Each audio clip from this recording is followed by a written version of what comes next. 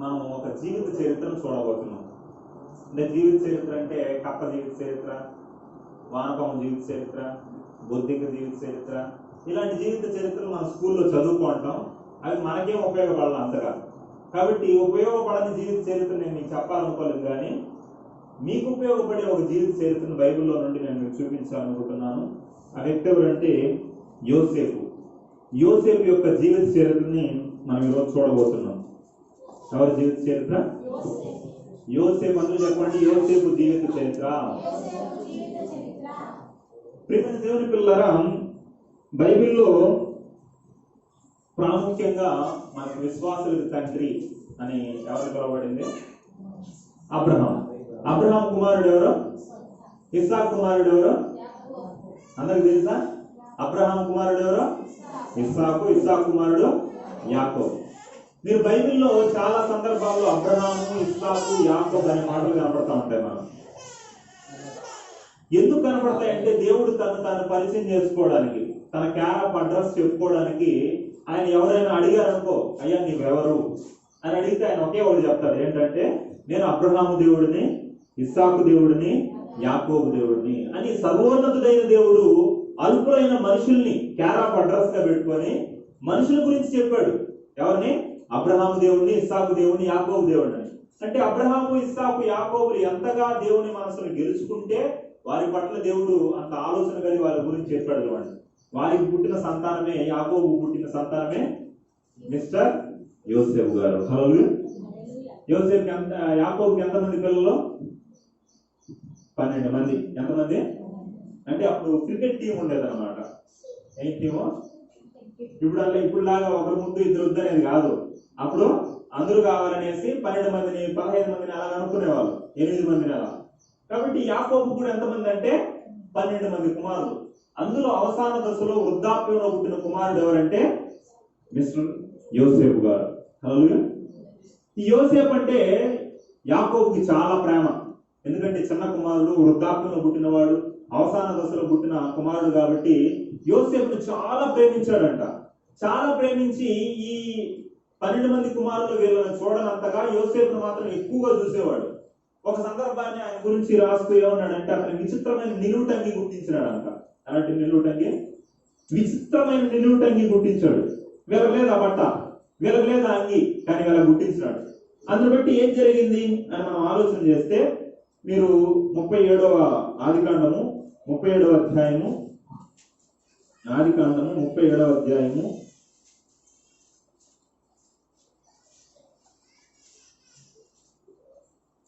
3వ వచనం కావండి.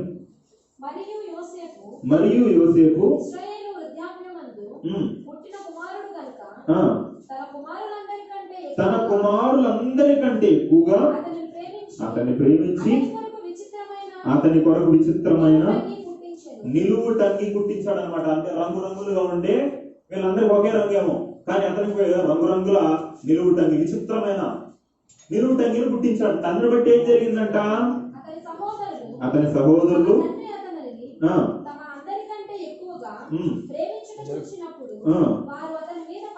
అతని మీద పగబట్టి ఆమేన్. హల్లెలూయా. ఇక్కడ మీరు గమనించినట్లయితే యాకోబు గారు ఒక పొరపాటు చేశారు. అది మనం కూడా చేస్తా ఉంటాం. ఏంటంటే ఇక్కడ చూడండి, 12 మంది కుమారులు ఉన్నప్పుడు 12 మందికి విచిత్రమైన నిలువు టంగీలు గుర్తించుంటే పర్వాలా, కానీ వాళ్ళందరికీ లేని ప్రత్యేకమైన ఒక వస్త్రాన్ని యోసేపు మాత్రమే గుర్తించాడు. ఎందుకు గుర్తించాడంటే అతన్ని ఎక్కువగా ప్రేమించాడంట. అందుని బట్టి చివరికి ఏం జరిగిందంటే అక్కడ రాయబడింది, వాళ్ళు ఏం చేశారంటే దాని మీద పగబట్టారు. హల్లెలూయా. మనకు కూడా మీరు ఒక పాఠాన్ని నేర్చుకోవాలి. ఇక్కడ మీకు 2 కుమారులు ఉన్నారా, 2 కుమార్తెలు ఉన్నారా, లేదా ఇంకా ఎక్కువ మంది పిల్లలు ఉన్నారా, వారిని మీరు ఎలా చూడాలి? సమానంగా ప్రేమించాలి, సమానంగా ఏదైనా వాళ్ళకి వేయాలి. అంతేగాని చిన్న కుమారుని ఎక్కువ ప్రేమించి పెద్ద కుమారుని తక్కువ ప్రేమించడం, లేదా ఒక కుమారుని ఏమో గవర్నమెంట్ స్కూల్ వేసి ఇంకో కుమారుని ఏమో ప్రైవేట్ స్కూల్ వేయడం, ఒక కుమారుడికి ఏమో 2 జతలు గురించి ఇంకో కుమారుడికి ఏమో 1 జత గురించడం, ఒక కుమారుడిని ఏమో బాగా చూసుకొని ఒక కుమారుడిని ఏమో బాగా చూసుకోకపోవడం, ఇలాంటి చేశారనుకో వాళ్ళ మధ్యలో మెల్లిమెల్లిగా ఏమొస్తాయంటే ద్వేషం అనేది వస్తుంది, పగ అనేది వస్తుంది, అసూయ అనేది వస్తుంది, ఒకరి పట్ల ఒకరికి కక్షలు అనేవి ప్రారంభం అవుతాయి. అది మీరే ప్రారంభించిన వాళ్ళు అవుతారు. మీరు ఎప్పుడు కూడా ఏం చేయాలంటే మీకు ఇద్దరు పిల్లలు ఉన్నా ఎంతమంది ఉన్నా వారిని సమానంగా చూడాలి. గవర్నమెంట్ స్కూల్ వేసారా ఒకరిని, ఇద్దరు కూడా గవర్నమెంట్ స్కూల్లో వేయాలి. ఒకరికి ఒక జత కొనిచ్చారా, ఇంకొకరు కూడా ఒకే జత కొనిచ్చాలి. ఒకరికి ఎంత చేస్తుంటారో ఇంకొక వ్యక్తి కూడా అంతే చేయగలగాలి. అప్పుడు వాళ్ళ మధ్యలో ఎప్పుడు కూడా గొడవలు తారతమ్యాలు అనేవి రావు. అలా జరగడాన్ని బట్టి మనం ప్రారంభంలో చూస్తాం. కయ్యని హేబేల్ ఏం జరిగింది, దేవుడు ఏం చేశాడంట, హేబేల్ని అతన్ని అర్పణని ఏం చేశాడంట, అంగీకరించాడంట. కయ్యని అతని అర్పణ ఏం చేయలేదంట, అంగీకరించలేదంట. అందుని బట్టి ఏం జరిగింది, కయ్యని పగబట్టి హేబేల్ ఏం చేశాడు, ఎవరు లేని సందర్భంలో అతన్ని కొట్టి చంపేశాడు. ఎందుకు అలా జరిగింది, తారతమ్యం.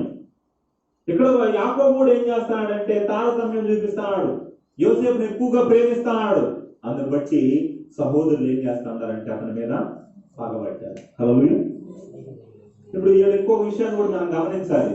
పగబట్టేది ఎవరు, మామూలుగా పగ ఎవరంటే పట్టేది ఏం కదా, పగబట్టేది ఎవరు, పగబట్టేది ఎవరు, మామూలుగా పగబట్టింది అంటారు. ఏది పగబట్టేది, పాము ఏం చేస్తుంది, పగబడుతుంది అంటారు. వాస్తవానికి పాము పగబడదు. ఏం పడదు, పాము పగబట్టదు. ఎందుకంటే అది రెప్టైల్. మీరు దీని గురించి కూడా తెలుసుకోవాలి. అందరూ నమ్మినట్టు మీరు నమ్మేదండి గుడ్డిగా. పాము కొన్ని విషయాలు ఏం చేస్తుంటారంటే, మన అన్యజనులు ఏం చేస్తుంటారంటే పాముని కొన్ని అపార్థం చేసుకుంటా ఉంటారు. మనం కూడా క్రైస్తవులు కూడా అపార్థం చేసుకుంటా ఉంటారు. పాముని ఎలా చూస్తారు తెలుసా, దెయ్యం లాగా చూస్తారు. పాము ఎవరంట, దెయ్యం అంట. పాము దెయ్యమా, పాము సాతానా, పాము సాతాను కాదు. హల్లెలూయా. ఎందుకంటే సాతాన్ అంటే పాములో దూరింది కదండి దెయ్యం, అందుకని పాము దెయ్యం అంటూ ఉంటారు. పాములో దెయ్యం దూరింది, అప్పుడు వాడుకునింది. అది కూడా దేవుని సృష్టి ఏంటి, ఒక సృష్టి మాత్రమే. ఇప్పుడు ఆదాము కూడా దెయ్యం మోసపరిచింది, అప్పుడు ఆదాము కూడా చంపాలా, మనుషులందరినీ చంపాలా, అలా కాదు. హల్లెలూయా. పాము ఏం చేస్తుందంటే ఏదైనా నువ్వు పోతా ఉంటే దానికి దారికి అడ్డం వస్తే ఏం చేస్తుందంటే కాటేస్తుంది తప్ప, నువ్వేదో చేసావని పగబట్టి నిన్ను వెంటాడి వేటాడి ఎన్ని సంవత్సరాలైనా దాన్ని మనసులో పెట్టుకొని నిన్ను వెంటాడి వేటాడి కాటేసి సంపదం. ఎందుకంటే అది ఒక రెప్టైల్. రెప్టైల్ అంటే ఏంటంటే ఉంటాయి చెప్పండి, రెప్టైల్స్ తెలుసా మీకు? రెప్టైల్స్ అంటే ఇప్పుడు బల్లి కానీ, తాబేలు కానీ, తొండ కానీ, మొసలు కానీ, కప్ప కానీ, ఇప్పుడు పాములు, ఇవన్నీ ఏంటో తెలుసా, రెప్టైల్స్ అంటారు. ఇప్పుడు బల్లి ఎప్పుడైనా మీ మీద పగబట్టింది చూసారా మీరు? బల్లిని కొట్టేస్తే పగబెట్టుకొని రాత్రి కూడా కోరికేయడం, ఇలాంటివి ఏమైనా చూసారా మీరు? దానికి పగబట్టే జ్ఞాపక శక్తి ఉండదు. అలానే పాము కూడా ఆ సందర్భంలో నువ్వు కొట్టేటప్పుడు ఏమైనా నీ మీద దాడి చేయించేమో కానీ తర్వాత అది గుర్తు పెట్టుకొని ఈడే కదా నన్ను కొట్టింది అనేసి గుర్తు పెట్టుకునే అంత జ్ఞాపక శక్తి కానీ, పగబట్టే అంత జ్ఞాపక శక్తి కానీ దానికి ఉండదు. మన వాళ్ళు చెప్పిందంతా మీరు అలానే నమ్మేద్దండి. ఇంకా పాము పాలు తాగుతుంది. ఏం తాగుతుంది? పాము పాలు తాగుతుందా? తాగదు. ఎందుకు తాగదు తెలుసా? పాము పాలు తాగకపోతే ఆ రోజు మా వాళ్ళందరూ వేసి పుట్ల పాలు పోస్తారు. అప్పుడు ఆ పాము ఏం చేస్తుందంటే పైకి వచ్చి అందరినీ ఆశీర్వదిస్తుంది కదండి. అంటే ఆశీర్వదించడానికి రాదు అది. మీకు తెలుసో తెలియదు. ఎందుకు పాము పుట్ల పాలు పోయినప్పుడు పైకి వస్తుంది తెలుసా? మన వాళ్ళు ఏం చేస్తారంటే నాగచవితి వచ్చిందనుకో అందరూ పాలు పట్టుకొని సొమ్ము దాన్ని వాడతారన్నమాట. పుట్ట నిండగా పాలు నిండిపోయినప్పుడు అది ఉండడానికి చోటు ఉండదు లోపల. ఇంకేం చేస్తుందంటే ఇబ్బంది పడి అది మెల్లిగా పైకి వస్తుంది. మన వాళ్ళు ఏమనుకుంటారు, అబ్బా దీవించడానికి వచ్చింది అనుకుంటారు. వాస్తవానికి పాము పాలు తాగదు. ఎలా చెప్పగలరు అంటే అది క్షీరదం కాదు. ఏం కాదు అది? క్షీరదాలంటే పాలిచ్చే జీవులు, పాలు తాగే వాటిని ఏం చేస్తారంటే ఏమంటారంటే క్షీరదాలు అంటారు. ఇప్పుడు పాలిచ్చే జీవులు ఏంటి? ఆవు పాలిస్తుంది. కొన్ని జీవులు పాలిస్తాయి. పాలిచ్చే జీవులు ఏం చేస్తాయి? పాలు తాగుతాయి. హల్లెలూయా. పాలు ఇవ్వని జీవులు పాలు తాగలేవు. ఇప్పుడు పక్షులు ఉన్నాయి, పాలు ఇవ్వవు. అవేం చేయలేవు? పాలు తాగలేవు, నీళ్లు తాగుతాయి. అలానే పాములు కూడా పాలు ఇవ్వవు. కాబట్టి ఏం తాగవు? పాలు తాగకపోతే నాగుల చవితి రోజు పామును తీసుకుని వచ్చి పాములు పాలు తాగిస్తాడు కదండి. అంటే వాడు ఏం చేస్తాడంటే నాగుల చవితి వచ్చే ముందు ఏం చేస్తాడంటే దాని నోటిని శీలతోనో లేదా ముళ్ళుతో ఏం చేస్తాడంటే కుట్టేస్తాడు ఓపెన్ కాకుండా. ఇప్పుడు అది ఏం చేస్తుందంటే దాన్ని బుట్టలోనే పెట్టేయడం వల్ల నీళ్లు లేకుండా కొన్ని రోజులు అలానే ఉంచేస్తాడు. ఇప్పుడు అలానే ఉండిపోవడం బట్టి ఏమవుతుందంటే అది డీహైడ్రేట్ అయిపోతుంది. డీహైడ్రేట్ అయిపోయి దాంట్లో లిక్విడ్ శాతం ఉండదు, నీళ్ళు ఉండదు అనమాట. దప్పిక విపరీతంగా ఉంటుంది. అప్పుడు ఏం జరుగుతుంది అంటే దాన్ని తీసుకొని వచ్చి నాగుల చవితి రోజు ఆ పాలు దాని ముందర పెడతాడు. తీసుకొని వచ్చినప్పుడు పాలు పెట్టిస్తాడు. అప్పుడు ఏం చేస్తుంది, లిక్విడ్ డిహైడ్రేట్ అయిపోయింది కాబట్టి దాని ముందర ద్రవ పదార్థం ఏదున్నా ఇంకా తాగేయాల్సిన పరిస్థితి. ఇప్పుడు పాలు పెట్టిన ఏం చేస్తుంది, తాగేస్తారు. మీకు తెలుసో తెలియదు, అలా తాగి ఏమవుతుందంటే పాము వాడు నాగల చవితి రోజు బాగా తాగిస్తాడు, కొన్ని రోజులు అయిన తర్వాత అది దానికి పట్టకుండా చచ్చిపోతుంది పాము, అది మీకు తెలియదు. కాబట్టి పాము సాతాను కాదు, పాము పగబడదు, కానీ వాస్తవానికి పగబట్టేది ఎవరంటే మనిషే పగబడతాడు. హల్లెలూయా. పాముకి కోరల్లో మాత్రమే విషం, తేలికి తోకలో మాత్రమే విషం, కానీ మనిషికి నిలువెల్లా విషమే. హల్లెలూయా. అందుకే ఒక భక్తుడు పాడతాడు, నిలువెల్ల ఘోరపు విషమేనయ్యా పుట్టిన సర్పానయ్యా, నిలువెల్ల ఘోరపు విషమేనయ్యా మనిషిగా పుట్టిన సర్పానయ్యా, విషము విరచావులే పాపం కడిగావులే, విషము విరిచావులే పాపం కడిగావులే, నన్ను ఇలా నీవు నిలిపావులే, మనిషిగా ఇలా నీవు నిలిపావులే. అంటే ఆయన అంటాడు ఏమంట, మనిషి ఎలా అంటాడంట, నిలువెల్ల సర్పమే. హల్లెలూయా. చూడండి, ఒక జంతువు ఇంకొక జంతువుని ఎప్పుడు చంపుతుంది, ఎప్పుడు చంపుతుంది ఆయన, ఆకలి వేసింది అనుకో, సింహం ఏం చేస్తుంది, ఆకలి వేసింది అనుకో, ఇంకొక జంతువుని వేటాడి వెంటాడి చంపుతుంది. దేనికి చంపింది, తన ఆహారాన్ని కోసం, ఆకలి తీర్చుకోవడం కోసం. ఇంకోటి ఏంటంటే సింహాన్ని చంపదు అనవసరంగా, అనవసరం కాదు, ఏ జంతువు కూడా తన స్వజాతిని చంపుకోవడానికి ఇష్టపడదు. కానీ మనిషి ఎలాంటి ఆకలి లేకపోయినా మనిషిని చంపుతాడు. ఇప్పుడు మనం న్యూస్ లో చూసామంటే, న్యూస్ పేపర్ లో చూసామంటే ఒక మనిషిని క్రూరంగా చంపేస్తా ఉన్నారు. నేను ఒక చిన్న దీంట్లో చూసాను, కళ్ళలో చూపిస్తే ఇద్దరు ప్రేమించుకున్నారనేసి ఏం చేశారంటే గొంతులు కోరేస్తున్నాడు, నడు రోడ్లో తనగలాడుతూ ఉంటారు, వాళ్ళందరూ చూసి వీడియో చేస్తూ ఉంటారు. ఎందుకు చంపేసినాడు, ఆకలి దేని చంపాడా, క్రూరత్వం. హల్లెలూయా. పగ, ద్వేషం. మనిషిని చంపుతాడు. ఎందుకు చంపేవారు, ఆకలి దేని చంపేవా, మనిషిని ఏమైనా కోసుకొని తింటామంటే లేదు. లేదా జంతువు ఏరే జంతువుని తన స్వజాతిని చంపుతుందంటే లేదు, వీడు చంపుతాడు. అంటే మనిషిలో ఏం పుట్టిందంటే ముసలం పుట్టింది. హల్లెలూయా. కారణం పగ. హల్లెలూయా. కాబట్టి జంతువుల్లో పగ ఉంది అనుకోవద్దండి, మనుషుల్లోనే పగ ఉంది. అదే రీతిగా వీళ్ళు ఏం చేశారంట, సహోదరులు ఏం చేశారంటే యోసేపు మీద పగబట్టారు. అలా మీరేమైనా మీ సహోదరుల మీద, మీ తోటి వారి మీద పగబట్టినట్లయితే మీరు దేవుని పిల్లలు ఏం చేయండి, వారిని క్షమించేయండి, ఆ పగని తీసివేసేయండి మీ మనసులో నుండి. చూడండి, వీళ్ళు పగబట్టారంట. అలా మూడు చోట్ల ఏమో రాయి ఉంటుంది. 6వ వచనంలో కూడా మరి పగబట్టి అనేసి రాసి ఉంటుంది. తర్వాత 8వ వచనంలో చివరిలో చూస్తే మరింత పగబట్టారంట. ఇంకా ఇంకొంచెం ముందుకు వెళ్ళిపేసి 11వ వచనంలో ఉంటది, చదవండి.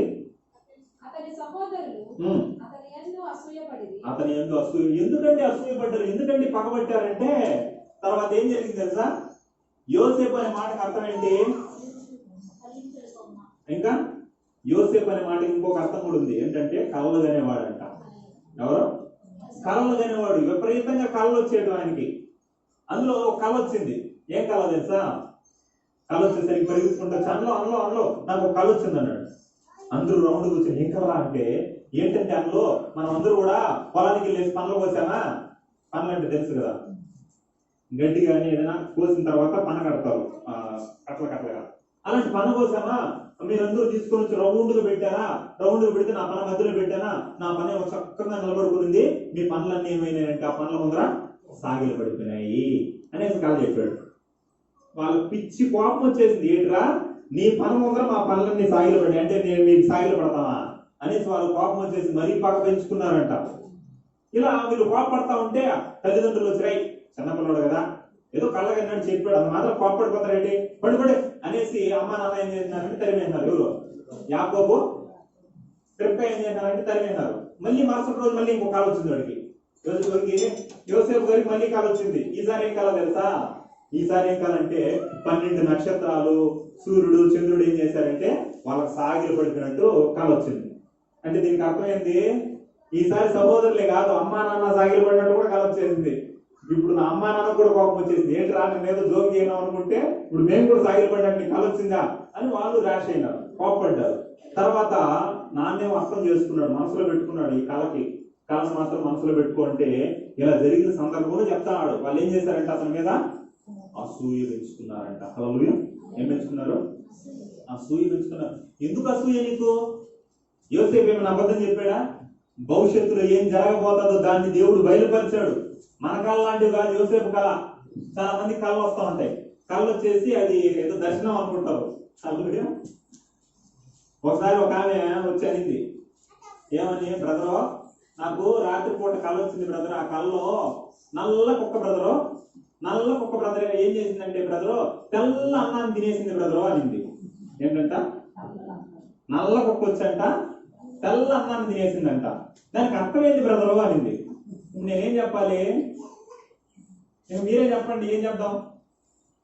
మనం చెప్పుకోవాలన్నమాట. అమ్మా నల్ల కుక్క ఎవరో కాదమ్మా, నల్ల కుక్క ఎవరంటే నువ్వేనమ్మా, నల్ల అన్నం ఎవరో కాదమ్మా మీ భర్తేనమ్మా, నల్ల కుక్క తెల్లన్నాన్ని తినేది కదమ్మా, నువ్వు కూడా మీ ఆయన భర్త కళ తినేస్తాడమ్మా, అదే కళతో దేవుడు చూపించాడమ్మా అని చెప్పాలన్నమాట. ఇంకా హల్లెలూయా. ఇలా చెత్త కళలన్నీ వస్తూ ఉంటాయి. అందరికి కళలు వస్తాయి. కళలు ఎందుకు వస్తాయి తెలుసా? కళలు ఎందుకు వస్తాయి అంటే పగటి పూట నువ్వేం చూసావో అవే నువ్వు ఆలోచించుకుంటా ఉంటావు. మనం ఏం చేస్తా ఉంటే రోజంతా ఆలోచిస్తానే ఉంటాం. మీరు పని చేస్తా ఆలోచిస్తూ ఉంటారు, మీరు పనులు చేస్తారు. ఇప్పుడు వింటా కూడా చాలా మంది ఏం చేస్తా ఉంటారు తెలుసా? బాడీ ప్రెజెంట్ మైండ్ ఆబ్సెంట్ అనమాట. అక్కడ విన్నట్టే ఉంటారు, ఎక్కడికో వెళ్ళిపోయింటారు ఆలోచన. నేను ఇంటికి తాళం అయినానా లేదా, అప్లోడ్ ఏమైనా వచ్చినాడేమో, ఆ డబ్బు కట్టాలి కదా, ఇవన్నీ ఆలోచిస్తూ ఉంటారు. అంటే విన్నట్టే ఉంటారో ఆలోచిస్తూ ఉంటారు, పని చేసినట్టే ఉంటారో ఆలోచిస్తూ ఉంటారు. అలా మనం పని చేస్తా కూడా రోజంతా ఆలోచిస్తూ ఉంటాం. అలాగే పడుకున్నప్పుడు కూడా ఏం చేస్తూ ఉంటాం? ఆలోచిస్తూ ఉంటాం. ఆ ఆలోచనే నీ కళ. ఇప్పుడేం దర్శనాలు లేవు. యోసేపు వచ్చిన దర్శనం వేరు, బైబిల్లో ఉన్న దర్శనాలు వేరు, మనకు వచ్చే కళలు వేరు. మా భవ్య కూడా కళ వచ్చింది, 2 కళలు వచ్చినాయి యోసేపుకి వచ్చినట్టే. ఏంటంటే ఒక రోజు రోజా పూల తోట కనబడింది. ఏం కనబడింది? రోజా పూల తోట కనబడింది. నాకు చెప్పింది, ఏమండి ఈ రోజు నాకు రోజా పూల తోట కనబడింది అంటే అనింది. దానికి ఏమేమి బాగుంది చెప్పేది. సర్లే అనుకున్నా. అవునమ్మా. సాయంత్రం పూట మా ఊరు ఎదురుగా ఒక చిల్లరంగడి పెట్టారు అన్నమాట రోడ్లో. ఆడికి వెళ్ళేసి కోడిగుడ్లు తీసుకొని వెళ్దాం అనేసి పోతే ఆమె భవ్య నన్ను చూసి ఆ తోటలో ఏం చేసిందంటే 2 రోజా పూలు కోసి ఇచ్చింది అనమాట. అప్పుడు నేను ఇంటికి వచ్చి నాకు చెప్పిన, భవ్య నీ కళకు బాగా ఇదే, నీ కళ్ళలో తోట కనబడింది కదా, చూడు ఆమె కూడా తోటలో నుండి వచ్చి కనబడిందంట. ఏం తోట? ఇప్పుడు నేరేడు పండ్లు ఆడ తెచ్చేది నేను అంటే అలా కళలు వస్తూ ఉంటాయి అందరికి కూడా సహజంగా. హల్లెలూయా. ఇప్పుడు యోసేపు కూడా ఏమొచ్చిందంటే కళ వచ్చింది. బైబిల్ ప్రకారం దేవుడే అతనికి ఇచ్చాడు, కానీ ఇది అర్థం చేసుకోవాలి, వాళ్ళు అపార్థం చేసుకున్నారు, అసూయ పడ్డారు. హల్లెలూయా. మనలో కూడా ఇలా అసూయ ఉందేమో. చాలా మందికి ఎదుటోళ్ళు నవ్వుతా ఉన్నారు అనుకో, మనకేమొచ్చేస్తుంది? ఏడుపు, ఒరే ఏడుపు. ఎదుటోళ్ళు బాగుపడిపోతున్నారు అనుకో, కొంతమంది కడుపు గుద్దుకుంటా ఉంటారు, కడుపు మంట అన్నమాట, వాళ్ళు బాగుపడిపోతుంటారు, వాళ్ళు బాగుపడిపోతారు, అసూయ పెరిగిపోతా ఉంటది. వాళ్ళు ఏడుస్తా ఉన్నారు అనుకో, మన వాళ్ళకి నవ్వు, వాళ్ళు నవ్వుతా ఉన్నారు అనుకో, మన వాళ్ళకి ఏడుపు. హల్లెలూయా. ఇప్పుడు ఉదాహరణకు మనకు రేగులు ఇల్లు ఉంది, ఎదుటినోడికి రేగులు ఇల్లు ఉంది, ఏ ప్రాబ్లం లే. ఎదుటింటోడు రేగులు వేసి ఫ్లాట్ వేసినాడు అనుకో, 2 అంతస్తులు కట్టినాడు అంటే అంటే మనకేమొచ్చేస్తుంది? అసూయ ప్రారంభమైపోతుంది. దేవుని పిల్లలుగా మనకు అలాంటి అసూయ ఉండకూడదు. దేవుని పిల్లలుగా దేవుడు మనకేమి ఇచ్చాడు, దాంట్లో సంతోషించే వాళ్ళుగా ఉండాలి. చూడండి, ఈ సహోదరులకు అసూయ వచ్చింది. నెక్స్ట్ ఏం జరిగిందంట? ఇలా అసూయను పెంచుకుంటున్న సందర్భంలో అనుకోకుండా తండ్రి ఏం చేసినాడంటే, వీళ్ళు గొర్రెలు మేపేవాళ్ళు. పూర్వం ఇవే వృత్తులు, ప్రాముఖ్యంగా వ్యవసాయం చేయడం, 2 గొర్రెలు పశువులు పెంపకం. కాబట్టి ఈ అన్నలు ఏం చేసేవాళ్ళంటే గొర్రెలు మేపేవాళ్ళు. వీళ్ళు గొర్రెలు మేపుకుంటా చాలా దూరం వెళ్ళారనమాట. మీరు చూస్తానే ఉంటారు, కొంతమంది గొర్రెలు మేపేవాళ్ళు ఏం చేస్తారంటే పెద్ద పెద్ద మందలు 100-200 గొర్రెలు పట్టుకొని పోతా ఉంటారు మేపుకుంటా. వాళ్ళు కొన్ని రోజులు అలా మేపుకుంటూ వెళ్ళి మళ్ళీ కొన్ని రోజులకు వస్తారనమాట, ఒక గుంపుగా మారిపోయేసి మేపుకుంటూ వెళ్తారు. అలా మేపుకుంటూ వెళ్ళిపోయారు, చాలా దూరం వెళ్ళిపోయినారు అనమాట.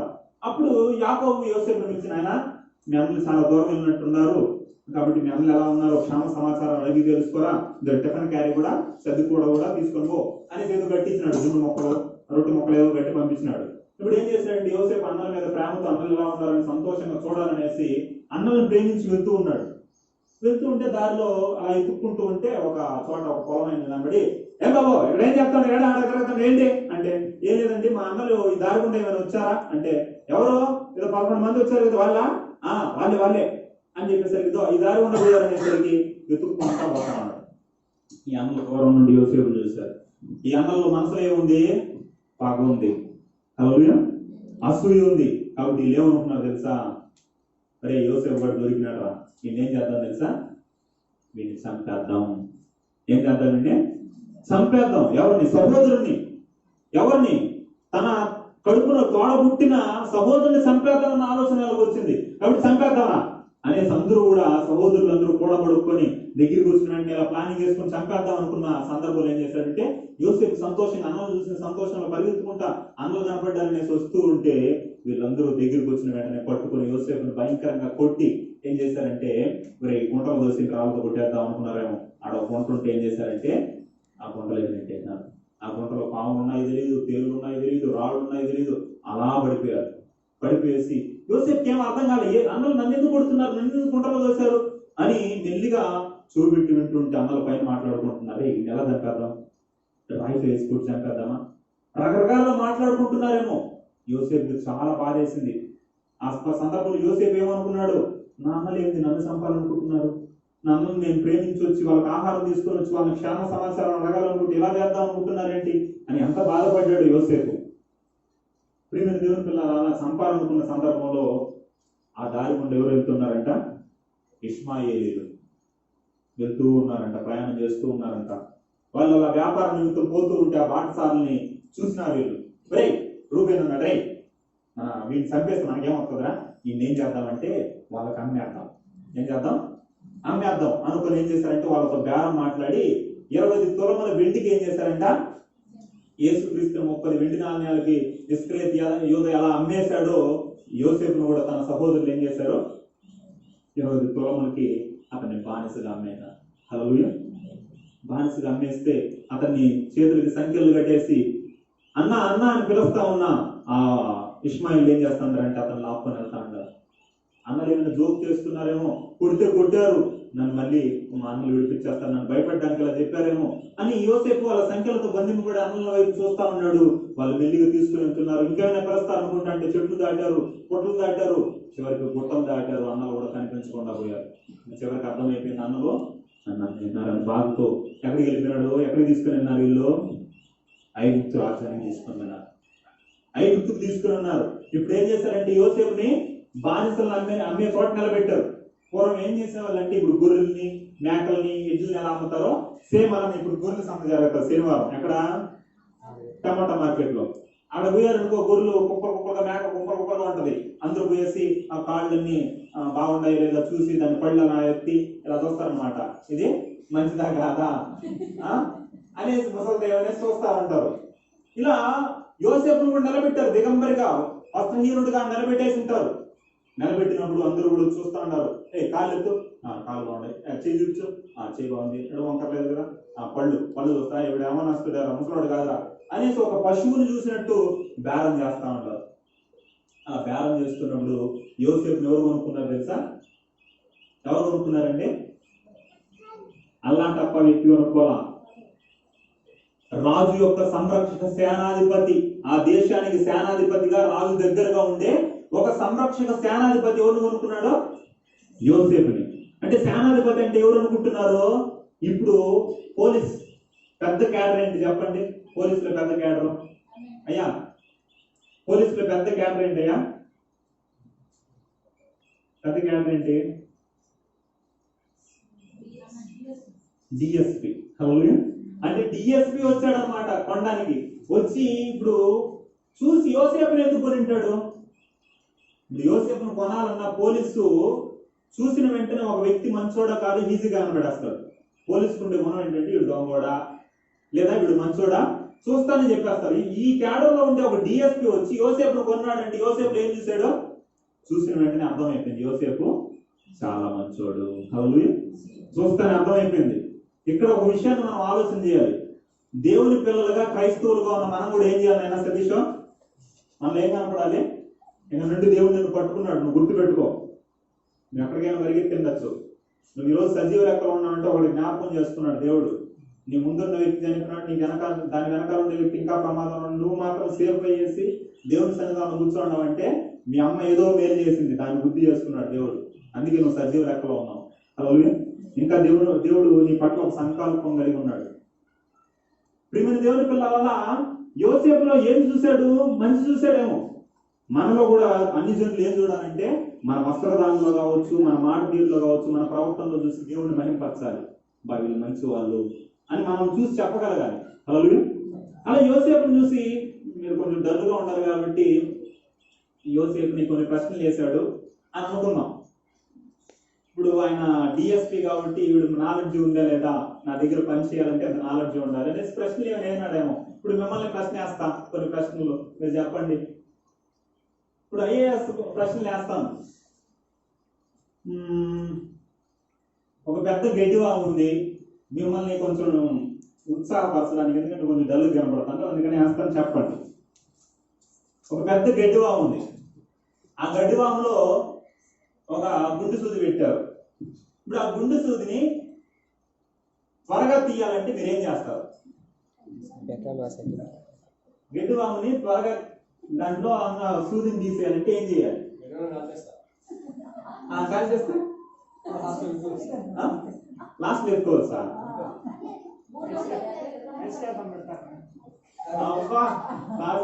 మరి షార్ప్ లో పనిచేస్తుంది.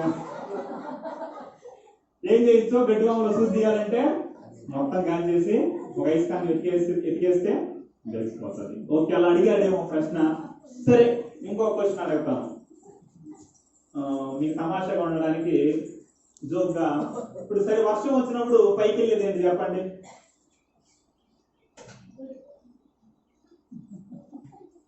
గొడిగేనా? ఓకే, సరే. ఒక హీరో ఏం చేశాడంటే ఒక విమానం నుండి కింద దూకాడు. దూకినా కానీ అతని కాళ్ళు చేతులు ఏం ఎరగల, సేఫ్ గా ఉన్నాడు. కారణం ఏంటి? పారాషూట్ లేదు. పారాషూట్ లేదు.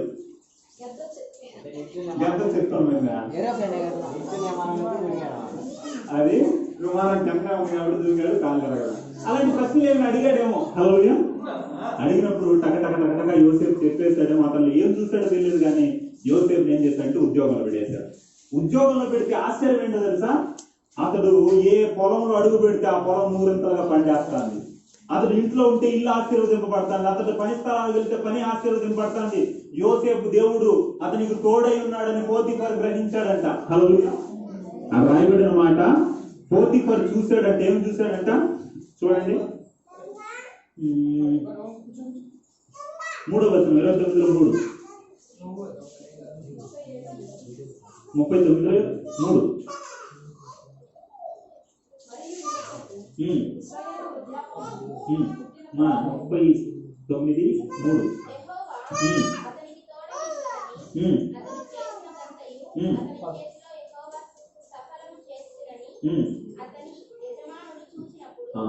అన్ని జనుడికి కనపడతాంది యెహోవా ఇతనికి తోడుగా ఉన్నాడు. మనం చూసి చెప్తారా? అన్ని జనులు మీకు దేవుడు తోడుగా ఉన్నాడండి అని చెప్పగలరా? మనం చూసి మనం అలాంటి సాక్ష్యం కలిగి ఉన్నామా? యోసేపును చూసి ఒక అన్యుడు, ఒక పోతీఫర్, ఒక యజమానిగా ఉన్న వ్యక్తి, అతన్ని బానిసగా తీసుకున్న వ్యక్తి అంటున్నాడు ఇతనికి దేవుడు తోడుగా ఉన్నాడు. ఎందుకంటే ఇతను ఎక్కడ అడుగు పెడితే అది ఆశీర్వదింపబడతానని గ్రహించి ఆ పోతీఫర్ ఏం చేశాడంటే తెలుసా? అతని ఇంటి తాళాలన్నీ యోసేపు చేతికి ఇచ్చినాడంట. హల్లెలూయా. మనం పని మనుషులు పెట్టుకుంటాం అనుకోండి. పని మనిషి చేతికి ఎవరైనా తాళాలు ఇస్తారా? ఇంటి తాళాలు, బీరువా తాళాలు ఇస్తారా? ఏదో వంట రూమ్ తాళాలు ఇవ్వచ్చు, లేదా బాత్రూమ్ తాళాలు ఇవ్వచ్చు, లేదా ఇంటి తాళాలు ఇవ్వచ్చు. కానీ అసలుకి బీరువా తాళాలు ఎవరైనా ఇస్తారా? కానీ పోతీఫర్ దగ్గర యోసేపు ఎంత నమ్మకాన్ని సంపాదించినాడంటే ఇంటి మొత్తాన్ని ఎన్ని తాళాలు ఉన్నాయి అన్ని తాళాలు యోసేపుకి ఇచ్చేసి అతను పనికి వెళ్ళడం, భోజనం చేయడం తప్ప ఇంట్లో ఏముంది ఏమి లేదనేది కూడా పట్టించుకున్నాడు కాదంట. అలా యోసేపు ఏం చేశాడంటే అంతగా నమ్మాడు. యోసేపు కూడా అంతగా వర్ధిల్లుతా వచ్చాడు అనమాట. హల్లెలూయా. అలా వర్ధిల్లుతున్న సందర్భంలో ఏం జరిగిందంటే మెసేజ్ పెడతాను సిస్టర్. ఎవరా? యోసేపు రూపవంతుడంట. ఇంకా రూపవంతుడు సుందరుడై ఉండి, యోసేపు అలాంటాడు రూపవంతుడంట, సుందరంగా చాలా అందంగా ఉంటాడంట. అందుని బట్టి మెసేజ్లు పెడతాను. ఎవరో తెలుసా? పోతీఫర్ భార్య, అతని యజమాని భార్య మెసేజ్లు పెడతాను. ఏమని? Hi, how are you, I love you అనేసి మెసేజ్లు పెడతా ఉంది. యోసేపు చూసి ఏమైనా సిస్టర్ ఎవరికో పెట్టపోయి నాకు పెట్టిందేమో అని డిలీట్ చేస్తా ఉన్నాడు. ఆ మెసేజ్లు పెట్టడం, నేను డిలీట్ చేయడం. ఎక్కడున్నావు? డిలీట్. ఏం చేస్తున్నావు? డిలీట్. ఏం తిన్నావు? డిలీట్. అన్ని ఆయన పెట్టడం, డిలీట్ చేయడం. ఆమె ఏం చేసిందంటే తెలుసా? యోసేపు మీద కన్నేసిందంట. కన్యక ఏం చేయాలనుకుంటాడంటే అతనితో పాపం చేయాలనుకుంటుంది. ఒక రోజు ఏం చేశాడంటే యోసేపు ఇంట్లో ఏదో పని చేస్తా ఉంటే ఎవ్వరు లేని సమయంలో వచ్చి అతన్ని ఏం చేసిందంటే బలవంతం చేసింది. యోసేపు అవకాశం దక్కిందనేసి పాపం చేయలా. యోసేపు ఏమన్నాడు తెలుసా? అంతో చూడండి ఏమన్నాడు.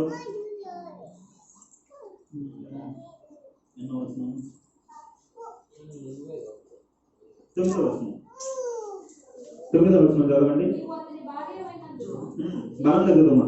నీవు అతని భార్యవైనందున నిన్ను తప్ప దేనిని నాకు అప్పగింపక నాకు అప్పగింపగా ఉండలేదు.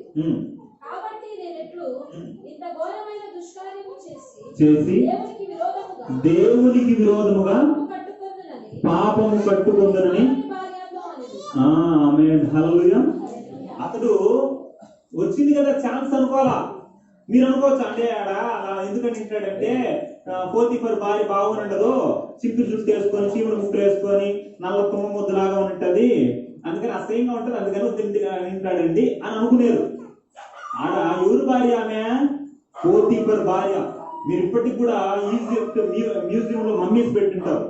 వాళ్ళ బొమ్మలు ముందు ఎలా ఉన్నారని చూస్తే చాలా అందగత్తెలు వాళ్ళు. అలాంటి అందగత్తెల్ని పెళ్లి చేసుకునే వాళ్ళు. ఇప్పుడు రాజు యొక్క సేనాధిపతి అంటే ఆయన ఇంకా అందమైన ఆమెనే చేసుకుంటాడు. అంత అందగత్తు వచ్చి పాపం చేయమని ప్రేరేపించిన యోసేపు ఏమంటాడు? నేను దేవునికి విరోధంగా ఎలా పాపం చేస్తాను అనేసి ఆమె వస్త్రం పట్టుకుంటే ఆ వస్త్రాన్ని విడిచిపెట్టి మరి పారిపోయినాడంటే యోసేపు. హల్లెలూయా. యోసేపు ఎందుకంటే మీరు చూస్తారు యోసేపు ఎంతగా ఆశీర్వదింపడ్డా చూస్తారు. మీరు అంతగా ఆశీర్వదింపడడానికి కారణం ఏంటంటే అంటే యోసేపు విడిచిపెట్టాడు. దేవుడు దేన్నైతే వాక్యానుసారంగా విడిచిపెట్టమన్నాడో అన్నిటిని విడిచిపెట్టేశాడు. అలాగే దేవునికి అవిధేయంగా ఏవేవైతే నాలో ఉన్నాయో వాటన్నిటిని విడిచిపెడతానని విడిచిపెట్టాడు. కనుకే యోసేపు వర్ధిల్లాడు. మనం విడిచిపెడతామా? నీ లవర్ నువ్వు విడిచిపెడతావా? ఉంటే ఉండొచ్చేమో చెప్పలేము. విడిచిపెడతావా దేవుని కొరకు? యోసేపు విడిచిపెట్టాడు. యవ్వన కాలం ముందు విడిచిపెట్టాడు. అలాగే విడిచిపెట్టాడు కనుక ఎంతగా ఆశీర్వదింపడ్డాడు చూపిస్తాను మీకు. అలా యోసేపు అంత నమ్మకస్తుడు. ఎంత నమ్మకస్తుడు తెలుసా? అసలు పోతీఫర్ ఎందుకు నమ్మింటాడంటే నేను అంటాను యోసేపు ఎంత నమ్మకస్తుడు అంటే యోసేపుకి అంటే మీరు ఈజిప్ట్ వెళ్ళారనుకో చాలా విగ్రహాలు కనబడతాయి. యోసేపు కూడా అనుకున్నాం విగ్రహాలు ఇచ్చారనుకో ఎంత పర్ఫెక్ట్ గా చేస్తాడంటే యోసేపు. అందరూ విగ్రహాలు మామూలు ఎక్కడ చెక్తారు తెలుసా? ప్రింట్ లోనే చెక్తారు. ఎక్కడ చెక్తారు నాయన? మీరు విగ్రహాలు చూసారా? ఎంతమంది చూసారు విగ్రహాలు? చూడకపోతే చెప్పండి, గిన్నెస్ బుక్ ఎక్కిస్తాను. అందరూ చూసింటారు. ఇప్పుడు అయితే విగ్రహాలు చూసాం అనుకో, ఏ విగ్రహాలు అయినా మీరు చూడండి ప్రింట్ లో బాగా చెక్కింటారు. వెనకాల ఎలా ఉంటది? ఫ్లాట్ గా ఉంటది. ఎందుకు ఫ్లాట్ గా చెప్తారంటే వెనకాల ఎవరు చూడరు కాబట్టి ఫ్లాట్ గా చెక్కేస్తారు. ముందర ఎలా చెప్తారు? బాగా నీట్ గా అన్ని రూపాయలు చెప్తారు, వెనకాల ఫ్లాట్ గా చెప్తారు. ఇప్పుడు అందరూ విగ్రహాలు చెప్తా అంటే ఒక వ్యక్తి అందరూ విగ్రహాలు అన్ని వస్తాయి అంటున్నాడు. యోసేపు కూడా విగ్రహం చెప్తాడు. చూస్తూ వెళ్తే అందరూ ఫ్రంట్ చెక్కేసి వదిలేస్తాడు, వెనకాల ఫ్లాట్ గా చెక్కేస్తాడు. యోసేపు ఏం చేస్తాడు తెలుసా? వెనకాల కూడా చక్కటి ఆకారంతో చెప్తాడు. వాడు వచ్చాడు, ఏ వాడికి ఏమైనా పిచ్చా? అందరూ ముందరే కదా చూసేది, వెనకాల ఎవరు చూడరు కదా, వెనకాల ఎందుకు చెప్తాను అంటే యోసేపు ఏమంటాడు తెలుసా? అందరూ ముందే చూస్తారా? అందరూ ముందు చూడొచ్చేమో కానీ నా దేవుడు ముందు వెనకాల చూస్తాడు. హల్లెలూయా. నా దేవుడికి సమస్తం తెలుసు కాబట్టి నా దేవుడి ఎదుట నేను నమ్మకస్తుడిగా ఉండాలి కాబట్టి నేను ఎలా చెప్తాననేసి ప్రతి ఒక్క విషయం ఉదాహరణ చెప్తాను నేను మీకు. అన్ని విషయాలు అంత నమ్మకంగా ఉండేవాడు. కాబట్టి యోసేపు భార్య వచ్చి ప్రేరేపించిన యోసేపు లొంగల దేవుని చెప్తాను నెరవేర్చాలనుకున్నాడు, పారిపోయాడు. కానీ యోసేపు భార్య పోతీఫర్ భార్య ఏం చేసింది తెలుసా? అతని మీదనే నిందేసింది. కానీ పోతీఫర్ యోసేపు ఏం చేయలేదు, మాట్లాడలేదు. ఇది దేవుని చెప్తాం అనుకున్నాడు, వెళ్ళిపోయాడు. వెళ్ళిపోతే విచిత్రం ఏంటంటే పోలీస్ స్టేషన్ అన్నారు. ఎక్కడ అన్నారో నేను జాగ్రత్త వినాలి, ఆ మాటలు ముగిస్తాను, దగ్గర చెప్పేస్తాం, అందరూ జాగ్రత్త వినండి. హల్లెలూయా హల్లెలూయా హల్లెలూయా. అందరూ మామూలుగా ప్రిపేర్ చేసి వచ్చింటే ఇంత టైంలో ముగించవచ్చు అనేసి అనుకోవచ్చు. నేనేం ఇంత ఇలా ప్రిపేర్ అవ్వాలనేసి రాలా. ఈరోజు ప్రిపేర్ అవ్వకుండా యోసేపు కథ మొత్తం ఆయన జీవిత చరిత్ర మొత్తం చెప్పాలనుకున్నాను కాబట్టి అది ఎంతసేపు అవుతుందో నాకే తెలియదు. కానీ మీరు మాత్రం ఒప్పుకేమనండి, నేను త్వరగా ముగిస్తాను. ఆల్మోస్ట్ అలా అయిపోయింది. చూడండి యోసేపు ఏం చేశారంటే ఎక్కడ వేశారో చెరసాలలో వేశారు. విచిత్రం ఏంటో తెలుసా? చెరసాల అధికారి కూడా ఏం చేశాడంట? చెరసాల మొత్తాన్ని ఎవరికి అప్పగించినాడంట? యోసేపుకి అప్పగించినట్టుగా. దొంగ చేతికి బేగాలు అప్పగిస్తారా? ఏనాయనా దొంగ చేతికి బేగాలు ఎవరైనా అప్పగిస్తారా? విచిత్రం ఏంటంటే బైబిల్లో మనం చూస్తే యోసేపు దొంగ, వీడు నేరం చేశాడనేసి జైలు వేసినారు. అలా జైలు వేసిన యోసేపు చేతికి చెరసాల అధికారి ఏం చేశాడంటే తెలుసా? చెరసాలలో ఉన్న ప్రతి దానిని అప్పగించి అతడి అసలు ఏం చేస్తున్నాడో కూడా విచారణ చేసినాడు కాదంట, అన్ని యోసేపు చేతికి ఇచ్చేసి విచారణ కూడా చేయలేదంట. ఇది నేను చెప్పాల, బైబిల్లోనే ఉంది చూడండి, విచిత్రం చూడండి. 39 చివరి వచనం చదవండి. యెహోవా అతనికి తోడై ఉండెను గనుక ఆ చెరసాల అధిపతి అతని చేతికి అప్పగింపబడిన దేని గూర్చియు విచారణ చేయకయుండెను. అతడు చేయునది యావత్తు యెహోవా సఫలము చేయనట్టు అతడు చూశాడంట. విచారణ కూడా చేయలే యోసేపుని. అంటే యోసేపుని చెరసాల అధికారి కూడా అంతగా నమ్మి అన్నాడు. హల్లెలూయా. చూడండి, యోసేపు ఎక్కడుంటే అక్కడ వర్ధిల్లుతాడు, ఎక్కడుంటే అక్కడ యజమానిగానే ఒక ఉన్నతమైన స్థాయిగానే తలగానే దేవుడు ఉంచాడు అతన్ని. ఎందుకంటే యోసేపు నమ్మకస్తుడని దేవుడు చూస్తాడు. హల్లెలూయా. ఇప్పుడు ఏం జరిగిందండి అంటే చెరసాల్లో ఉన్నాడు, ఇంకంతేనా చెరసాల్లో ఉండేది, చెరసాల్లో అలా అలా అలా ఉండిపోవాల్సిందండి అంటే అలా ఉండలా. ఏం జరిగింది తెలుసా?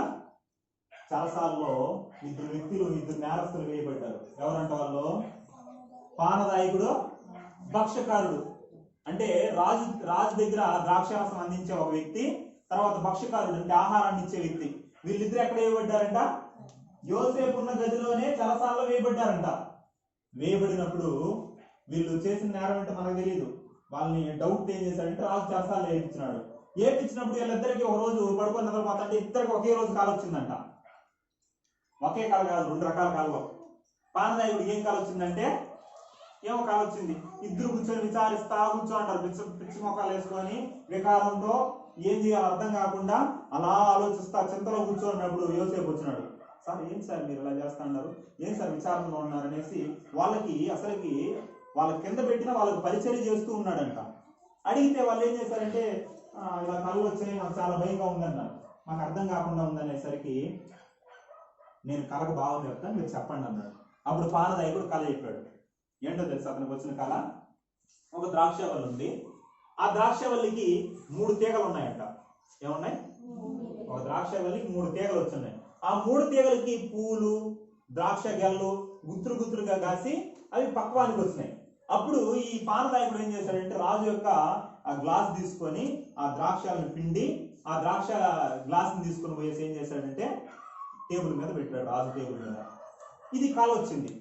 ఈ కళ చెప్పేసరికి వెంటనే యోసేపు ఏం చేశాడంటే పక్కన దాన్ని కళ బాగుంది చెప్పి అన్నాడు. ఏం లేదయ్యా, మీ కళకు అర్థం ఏంటంటే 3 తీగలు ఉన్నాయి కదా, ద్రాక్షావళికి 3 తీగలు ఉన్నాయి కదా, ఆ 3 తీగలు దేన్ని సూచిస్తానంటే 3 దినాలు. 3 దినాల్లో ఏం జరగబోతుందంటే మీరు ఉద్యోగం నుండి పీకి వేయబడి చెరసాల్లో వేయబడ్డారు కదా, ఆ 3వ దినం ఏం జరుగుతుందంటే మరలా మీరు ఉద్యోగంలో నియమింపబడతారు, రాజుకి ద్రాక్షారసాన్ని అందిస్తారు. ఇదే కళకి బాగున్నాడు. ఇప్పుడు దీన్ని వినేసరికి భక్ష్యకారుడు కూడా ఆలోచన వచ్చింది, నాకు కూడా కళ వచ్చింది కదా, చెప్తాడేమో అనేసి, మంచి భావం చెప్తాడేమో అనేసి పోయి చెప్పాడు. ఏంటో తెలుసు అతనికి వచ్చిన కళ? అతనికి ఏం కళ వచ్చిందంటే 3 గంపల నిండా తెల్లటి భక్ష్యాలు, ఆహార పదార్థాలు వండి తీసుకుని పోతా ఉన్నాడు. పై గంపలో రాజు యొక్క ఆహార పదార్థాలు ఉన్నాయి. అలా తీసుకుని పోతా అంటే ఈ ఆకాశ పక్షులన్నీ వచ్చి ఏం చేస్తానంటే ఆహార పదార్థాలన్నీ తినేస్తా ఉన్నాయి. ఇది నాకు కళ వచ్చింది అని సంతోషంగా వ్యక్తి చెప్పినాడు. యోసేపు ఏం చేశాడంటే కళ భావం ఏంటంటే 3 గంపలు ఏంటంటే మీకు కూడా 3 దినాల్లో ఏం జరుగుతుందంటే రాజు మిమ్మల్ని పిలిపించి మిమ్మల్ని ఒక పెద్ద వృక్షానికి ఉరిదీసి చంపుతాడు.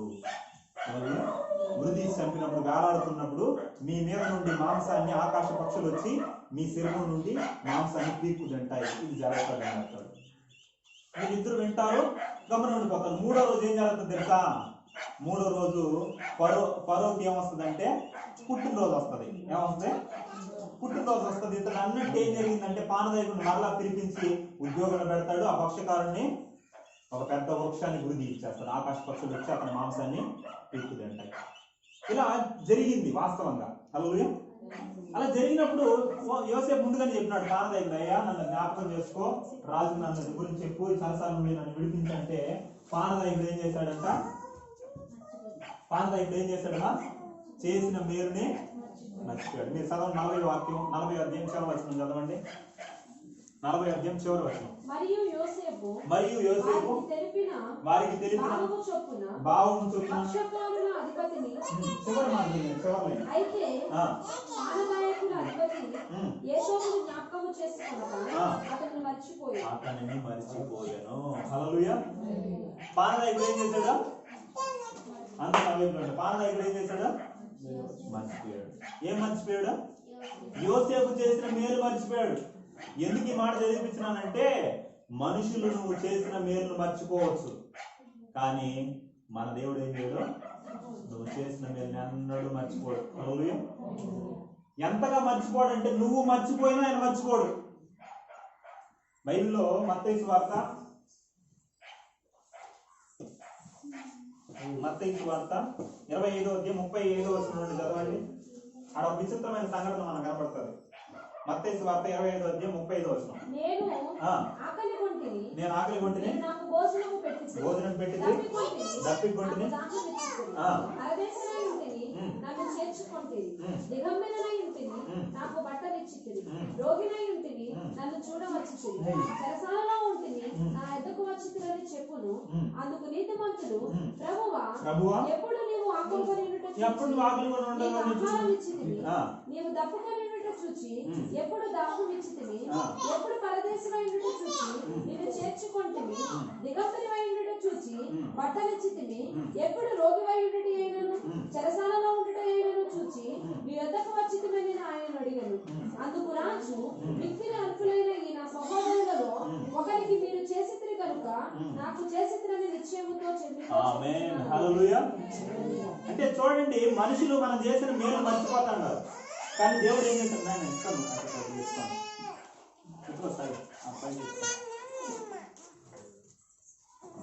దేవుడు మనుషులు మర్చిపోయారు. ఏం మర్చిపోయారు?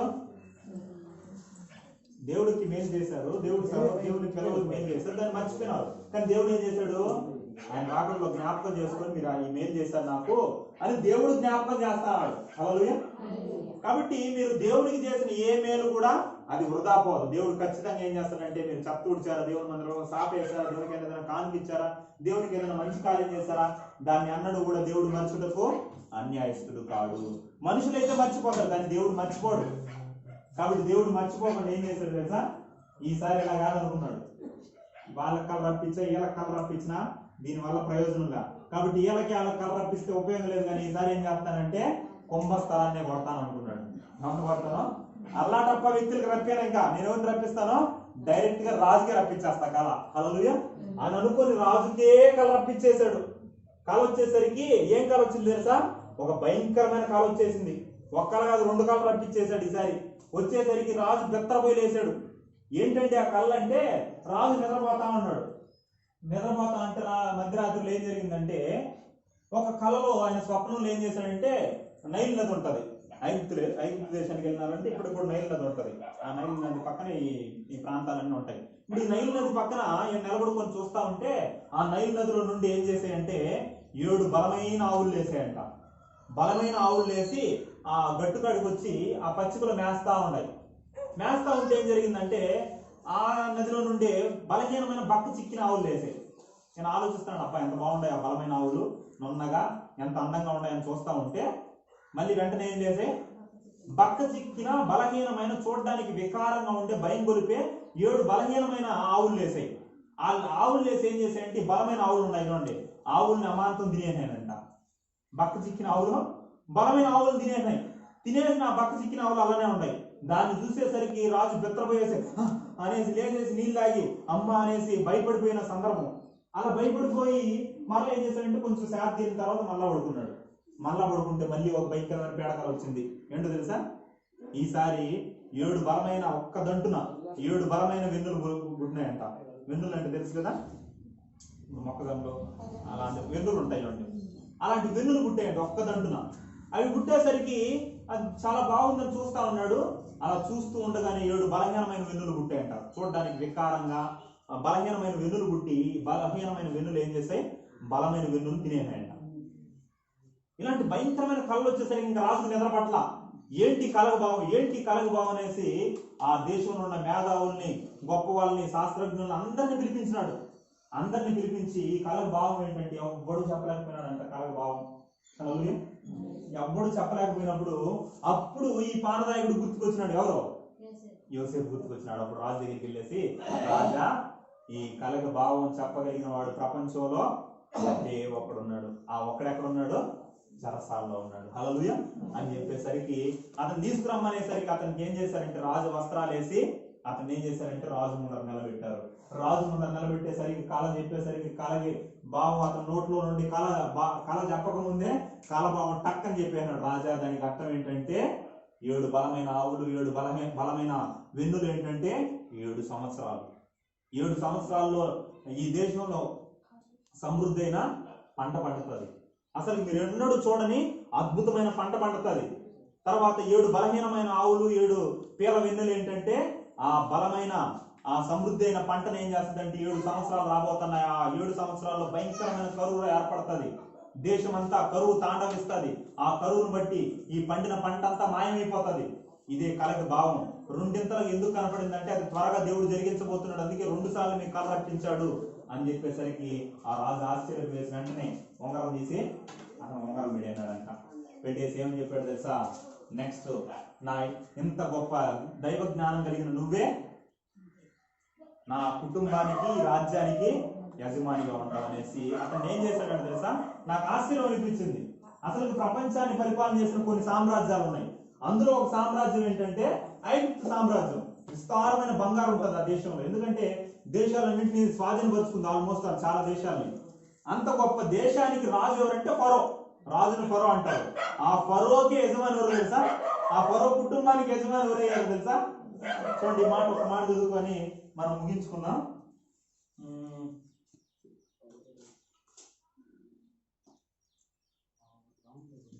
40 వచనం చదవండి. 41-40.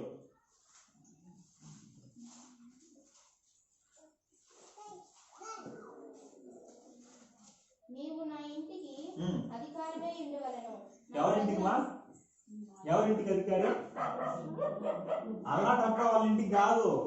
ప్రపంచాన్ని పరిపాలన చేసి ఆ రాజ్యాన్ని పరిపాలన చేసే రాజు, ప్రపంచానికి రాజు ఆయన అయితే ఆ ఇంటికి యజమాని ఎవరు అంటే యోసేపు దేవుడు ఏం చేశాడు? రాజుకే రాజుని చేశాడు. హల్లెలూయా. యోసేపు ఎవరండి అంటే దేశం కాని దేశంలో ఉన్నాడు, ప్రాంతం కాని ప్రాంతంలో ఉన్నాడు, జనం కాని జనం మధ్యలో ఉన్నాడు.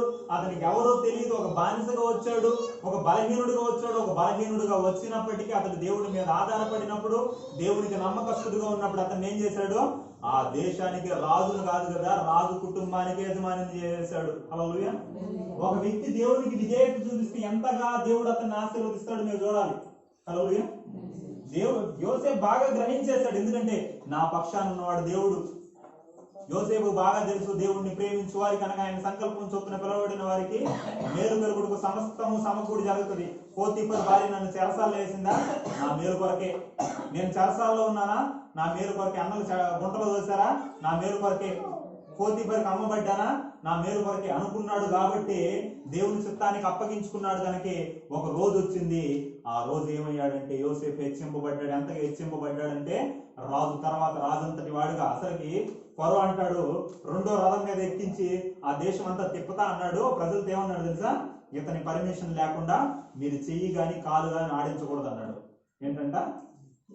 మీరు చెయ్యి ఆడించాలన్నా కాలు ఆడించాలన్నా ఇతని పర్మిషన్. అంటే అర్థం ఏంటి? కాలు ఆడించాలంటే అర్థం ఏందమ్మా? మీరు కాలు కదపాలన్నా ఎవరు పర్మిషన్ కావాలి? యోసేపు పర్మిషన్ కావాలి. హల్లెలూయా. ఇంట్లో ఉన్న అసలు ఫరో ఇంట్లో ఉన్న వాళ్ళు కూడా పర్మిషన్, ఎవరు పర్మిషన్ తీసుకోవాలి? బ్రదరో బయటికి వెళ్ళి వస్తాం బ్రదరో అనేసి యోసేపు పర్మిషన్ తీసుకోవాలి. అంతగా దేవుడు ఏం చేశాడు? యోసేపుని హెచ్చించాడు. హల్లెలూయా. కాబట్టి దేవుడిని హెచ్చించాలంటే నువ్వు కూడా చేయాలి. ప్రభువా, నీ చిత్తాన్ని నేను అప్పగించుకుంటున్నా. నీకేది అయిష్టంగా ఉందో అది నా జీవితంలో ఏదైనా సరే నేను విడిచిపెడతాను అని నువ్వు తీర్మానం తీసుకున్నట్టయితే యోసేపుని ఎలా హెచ్చించాడో ఆ దేవాది దేవుడు మనకు దేవుడు. మనల్ని కూడా హెచ్చించడానికి సిద్ధంగా ఉన్నాడు. కానీ మనకు ఆ సమర్పణ లేదు. హల్లెలూయా. కాబట్టి ప్రియమైన దేవుని పిల్లల యోసేపు జీవితాన్ని గురించి విన్న మనం ఆ తీర్మానానికి వద్దాం. ప్రభు, యోసేపుని ఎలా దేశం కాని దేశంలో నువ్వు హెచ్చించావు, ప్రాంతం కాని ప్రాంతంలో అతన్ని హెచ్చించావు, తలగా అతన్ని చేశావు, నన్ను కూడా అలా చెయ్యాలి అని నేను కోరుకుంటున్నాను. అంతేకాదు నా జీవితాన్ని మార్చుకోవాలనుకుంటున్నాను అని ఒక తీర్మానంతో మనం దేవుని సన్నిధానం